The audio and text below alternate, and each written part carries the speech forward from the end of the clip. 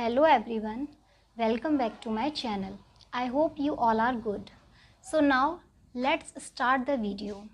आज हम बात करते हैं स्पीकिंग इंग्लिश में बहुत ही बेसिक से टॉपिक की। तो चलिए स्टार्ट करते हैं। सबसे पहले देखिए, हम एक बहुत ही बेसिक सी चीज़ से स्टार्ट करेंगे जो कि होते हैं इंग्लिश के अल्फ़ाबेट्स, जो कि हम सबको पता है कि इंग्लिश के अल्फ़ाबेट्स होते हैं A to Z तक इंग्लिश के अल्फ़ाबेट्स होते हैं, जिसमें भी ये अल्फ़ाबेट्स टोटल 26 होते हैं हमारे। ये टोटल 26 अल्फ़ाबेट्स होते हैं। इनमें ABCD Z तक पूरे आ जाते हैं हमारे। ये हो गए 26। अब इनमें डिफ़ाइन करते हैं। इनमें कॉन्सोनेंट्स आते हैं हमारे 21। ये 26 जब डिफ़ाइन हो जाते हैं, इनके पार्ट हो जाते हैं, तो इसमें 21 आ जाते हैं हमारे कॉन्सोनेंट, और जो बाकी के 5 रह जाते हैं उन्हें हम वॉवेल्स कहते हैं। हिंदी में इनको व्यंजन कहते हैं और इनको स्वर कहते हैं। हिंदी में ये व्यंजन होते हैं और ये स्वर होते हैं। तो कॉन्सोनेंट हमारे 21 हो गए और वॉवेल्स हमारे 5 होते हैं, जो हमारे होते हैं AEIOU। ये हमारे वॉवेल्स होते हैं। देखिए, हम समझते हैं लेटर, वर्ड्स, सेंटेंसेस और स्पीच को कि ये सब क्या होते हैं। सबसे पहले हम बात करेंगे लेटर्स की। ये सारी बेसिक चीज़ें आपने समझ ली। अब हम आते हैं लेटर्स पे। तो लेटर हमारे क्या होते हैं? ABCD, ये Z तक, ये जितने भी होते हैं ये हमारे लेटर्स होते हैं। फॉर एग्जाम्पल, हमने एक वर्ड ले लिया, एक लेटर ले लिया B। लेटर लिया हमने B। अब लेटर के बाद सेकंड स्टेप आता है हमारा वर्ड का। तो B से हमारा वर्ड मान लो बन गया बॉय। B हमने लेटर लिया, इससे हमारा वर्ड बना बॉय। लेटर के बाद वर्ड बनता है, लेटर से वर्ड बनता है, वर्ड से सेंटेंस बनता है। तो सेंटेंस हमारा हो गया he is a good boy. ये हमने सेंटेंस बना लिया। सेंटेंस क्या होता है? सीक्वेंस में लगे हुए वर्ड्स जिनका कोई मतलब निकले, जिनका कोई सेंस निकले, उसे हम सेंटेंस कहते हैं। फॉर एग्जाम्पल, आपको ये क्लियर हो गया होगा। लेटर लिया हमने B, उससे हमारा वर्ड बना बॉय। लेटर से वर्ड बनता है और वर्ड से मिलाकर सेंटेंस बनता है जिसका कोई सेंस निकलता है। तो ये हमारा बन गया he is a good boy, वह एक अच्छा लड़का है। अब यही सेंटेंसेस जब एक साथ इकट्ठे हो जाते हैं, जिनके बारे में हम बात करते हैं, जिनके बारे में हम एक्सप्लेन करते हैं, या कुछ भी बात हम लगातार सेंटेंसेस बोलते चले जाते हैं, तो उसको हम स्पीच कह देते हैं। For example, he is a good boy, he is a good player. किसी भी के भी बारे में आप बात कर रहे हैं, या कोई भी ऐसी चीज़ जिसको आप लगातार सेंटेंसेस में एक्सप्लेन करते जाएं, जिस तरह आप हिंदी में बोलते हैं उसी तरह आप इंग्लिश में उसे एक्सप्लेन करते जाएं, तो वो हमारी स्पीच हो जाती है। क्लियर हो गया होगा आप लोगों को। लेटर से वर्ड बनते हैं, वर्ड से सेंटेंस बनते हैं, और सेंटेंस से हमारी स्पीच बनती है। वही हमारी इंग्लिश स्पीकिंग कहलाती है, जिस स्पीच को हम इंग्लिश में बोलेंगे।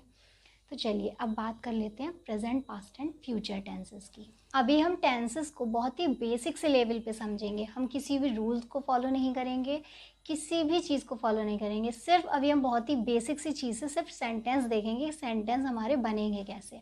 तो चलिए देखते हैं।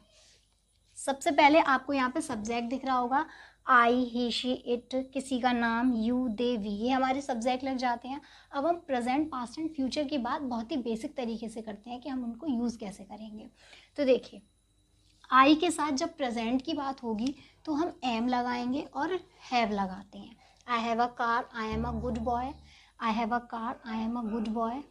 ये हमारे इसके एग्जाम्पल हो जाएंगे। तो आई के साथ जब भी प्रेजेंट में बात होगी तो हम एम और हैव का यूज़ करेंगे। अभी हम कोई भी रूल फॉलो नहीं कर रहे हैं, सिर्फ एक बेसिक कंसेप्ट को समझने की कोशिश कर रहे हैं। इसके बाद पास्ट में जब आई का यूज़ करते हैं तो हम वॉज और हैड का यूज़ करेंगे। यहाँ पे आई के साथ वर का यूज़ भी किया जाता है, बट वो एक एक्सेप्शन है और वो आपको आगे समझाया जाएगा। बट अभी आप बहुत बेसिक सी चीज़ पर हैं, तो सिर्फ इतना ही समझिए कि वॉज और हैड का यूज़ होता है आई के साथ। वर एक एक्सेप्शन है, वो हम आगे समझेंगे। नेक्स्ट, फ्यूचर में हमारा विल और शैल का यूज़ हो जाता है। विल और शैल का यूज़ फ्यूचर में आपको सब में करना है। और एक चीज़ और है, जब हम इंग्लिश ग्रामर करते हैं तो हमें ये बताया जाता है कि आई और वी के साथ शैल लगाते हैं, बाकी सबके साथ विल लगाते हैं। बट यहाँ पे ऐसा कुछ भी नहीं है। आप आई और वी के साथ भी विल का यूज़ कर सकते हैं। इंग्लिश स्पीकिंग में या इंग्लिश बोलते टाइम आप आई और वी के साथ विल का यूज़ कर सकते हैं। वो गलत नहीं होता है, सही होता है। तो यहाँ पे क्लियर हो गया। आई के साथ प्रेजेंट में एम और हैव लगता है, पास्ट में वॉज और हैड लगता है, फ्यूचर में विल या शैल कुछ भी लग जाता है। फ्यूचर के लिए आप क्लियर रहिए, कुछ भी आए आपको विल या शैल ही लगाना है, इसके अलावा कुछ नहीं लगाना है। अब देखिए ही, शी, इट या फिर किसी का नाम आ जाए यहाँ पे तो आप प्रेजेंट में इज़ और हैज़ का यूज़ करेंगे, पास्ट में वॉज या हैड का यूज़ करेंगे, फ्यूचर तो विल शैल है ही। इसी तरह जब यू आ जाता है तो प्रेजेंट में आर लगता है, यू के साथ हैव लगता है, और पास्ट में वर लगेगा या हैड लगेगा, फ्यूचर वही है। दे के साथ प्रेजेंट में आर या हैव लगेगा, पास्ट में वर या हैड लगेगा, फ्यूचर में विल या शैल लगेगा। इसी तरह वी में, वी के साथ प्रेजेंट में हमारा आर या हैव लगेगा, we are going to market, we have a car, we have a, मतलब आप कुछ भी लगा सकते हैं जो भी आप यहाँ पे यूज़ करना चाहें। तो वी के साथ हमारा आर और हैव लगेगा। इसी तरह पास्ट में हमारा वी के साथ वर और हैड लग जाएगा, we were going to market, we had a home, we had a house, ऐसे करके आप ये वाले सेंटेंस वी के साथ वर और हैड लगा सकते हैं। फ्यूचर में भी वी के साथ विल और शैल लग जाएगा, फ्यूचर हमारा विल और शैल सेम रहता है। तो आई होप आपको ये सारी चीज़ें क्लियर हो गई होंगी कि हमें प्रेजेंट में, पास्ट में, फ्यूचर में क्या यूज़ करना है। टेंसेस के रूल्स के लिए जो प्रेजेंट, पास्ट एंड फ्यूचर के टेंस होते हैं 12, उनके लिए आपकी अलग से वीडियोस बनी हुई हैं, आप उनको जाके टेंस का टॉपिक क्लियर कर सकते हैं। अभी आप स्पोकन इंग्लिश के बेसिक टॉपिक के लिए इनको फॉलो कीजिए, इन रूल्स को फॉलो कीजिए और इन रूल से एग्जाम्पल बनाने की कोशिश कीजिए। इसके अलावा कोई क्वेरीज हो तो आप कमेंट बॉक्स में पूछिए, अदरवाइज़ आप इन्हीं सारे रूल से धीरे धीरे शुरुआत कीजिए और प्रैक्टिस कीजिए। स्टार्टिंग तो करिए इन बेसिक से कंसेप्ट से। आपका जो स्पीकिंग इंग्लिश की फ्लुएंसी है और जो भी आप कॉन्फिडेंस लाना चाहते हैं, इंग्लिश स्पीकिंग सीखना चाहते हैं, तो वो आपको क्लियर होता चला जाएगा। Thanks for watching the video.